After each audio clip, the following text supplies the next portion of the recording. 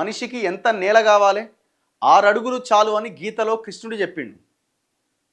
అయినా మనిషికి ఆశ చావడం లేదు. ఒక కేసు విచారణలో జస్టిస్ విజయసేన్ రెడ్డి ఆసక్తికర కామెంట్స్.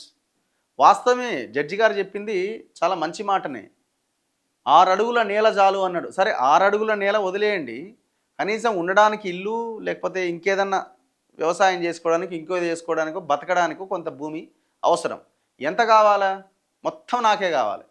ఆడ 300 ఎకరాలు నాకే కావాలి, ఈడ 300 ఎకరాలు నాకే కావాలి, అవతల రాష్ట్రంలో కావాలి, ఈడ కావాలి. అసలు వాని భూమి ఏడుందో కూడా వానికి తెలియదు. ఆ ఇంట్లో డాక్యుమెంట్లు ఓపెన్ చేసి చూస్తే తప్ప. అట్లాంటి బడా రాజకీయ నాయకులు, పారిశ్రామికవేత్తలు ఒక్కొక్కడు అసలు దుర్మార్గంగా భూములు కబ్జాలు పెట్టి కొల్లగొట్టారు. అట్లాంటి వాళ్ళ కోసమే ఇది. మనిషి తన అవసరాలను మరిచి తీవ్రమైన కోరికలతో ఉంటున్నాడు. అంతులేని సంపాదన కోసం ఆశ, వేల కొద్దీ ఎకరాలున్నా సరిపోవట్లే. భగవద్గీతలో శ్రీకృష్ణుడు ప్రతి మనిషికి 6 అడుగుల పొడవు, 3 అడుగుల నేల సరిపోతుంది అని చెప్పిండు. అయినా మనిషి మారట్లే అని జస్టిస్ విజయసేన్ రెడ్డి ఆసక్తికర వ్యాఖ్యలు చేశారు.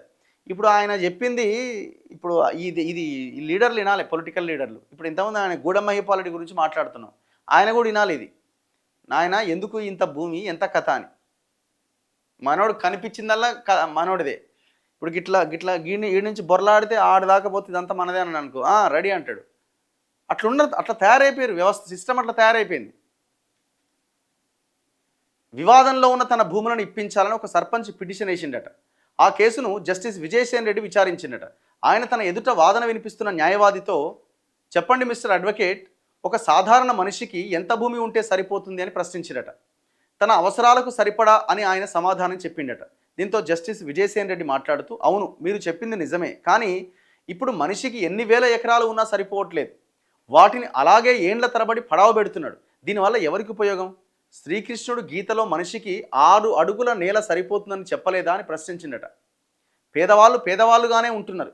మన దేశంలో మొత్తం స్కీమ్లే అని, అసలు ఎన్ని స్కీమ్లు ఉన్నాయో లెక్క కూడా తెలియట్లేదని జస్టిస్ విజయసేన్ రెడ్డి అన్నారు. 60 ఏళ్ల వారికో స్కీమ్, 30 ఏళ్ల వాళ్ళకో స్కీమ్, 20 ఏళ్ల వాళ్ళకో స్కీమ్, ఇలా వయసు, కులాలు, మతాలు బట్టి లెక్కకు దొరకని స్కీమ్లు పెట్టారు. ఇన్ని స్కీమ్లు అమలు చేసిన పేదలు పేదవారిగానే ఉంటున్నారు, ధనవంతులు మరింత ధనవంతులవుతున్నారు. ఈ సందర్భంగా తనకు తెలిసిన ఒక విషయాన్ని ఉదాహరించారు. కొన్నేళ్ల కింద ఒక కుటుంబం మొత్తం డబుల్ బెడ్రూమ్ ఇండ్ల కోసం అప్లై చేసింది. అందులో 5గురికి డబుల్ బెడ్రూమ్ ఇండ్లు వచ్చాయి. కుటుంబంలోని 5గురు కూడా ఆ స్కీమ్లో అర్హులయ్యారు. అధికారులు సరైన విచారణ జరపకపోవడం వల్లే ఇలా జరిగింది. కొన్ని స్కీమ్లు మంచివే, అయినా అవి దక్కాల్సిన వారికి దక్కితే బాగుంటుంది. మరో కేసు విచారణ సందర్భంగా ఒక పిటిషనర్ తన కోళ్ల ఫారంలో కోళ్లు చనిపోవడంతో నష్టం వచ్చిందని, సదరు శాఖ ఇస్తాను అన్న సబ్సిడీ ఇప్పించాలి అని హైకోర్టు తలుపు తట్టిండు. దీంతో సబ్సిడీలపైన జస్టిస్ విజయసేన్ రెడ్డి వ్యాఖ్యలు చేశారు. దేశంలో ఎన్నో స్కీముల్లో సబ్సిడీలు ఇస్తున్నారు, కానీ కొందరు ఈ సబ్సిడీలు తీసుకుంటూ ఎంజాయ్ చేస్తూ హార్డ్ వర్క్ చేయడం మర్చిపోతున్నారు. ఇవన్నీ వాస్తవాలే, ఆయన చెప్పినదంతా వాస్తవాలే. సిస్టమే మారాలి, ప్రజల మైండ్ సెట్ మారాలి, పాలకుల మైండ్ సెట్ కూడా మారాలి. పాలకుల మైండ్ సెట్ మారదు, ఎందుకంటే వాళ్ళంతా కరప్ట్ అయిపోయిన, పొల్యూట్ అయిన మనుషులు కాబట్టి, వాళ్ళ మైండ్స్ కాబట్టి మారవు. ఎప్పుడు మారుతారు? ప్రజలు వాళ్ళని మన ఎజెండాలోకి తీసుకురావాలి. అరే బాబు, ఫ్రీ స్కీమ్లు కాదు, మనకు విద్య, వైద్యం, ఉపాధి ఇట్లాంటివి కావాలి. స్కిల్స్ పెంపొందించేటువంటి చర్యలు తీసుకునేలాగా ప్రభుత్వాలు ఉండాలి. అప్పుడే మేము మీకు ఓటేస్తామని ఎజెండాని మనం ఫిక్స్ చేస్తే, అన్నింటికి మించి మనం పైసలకు ఓటుని అమ్ముకోకపోతే అప్పుడు ఏమన్నా సాధ్యమవుతుంది.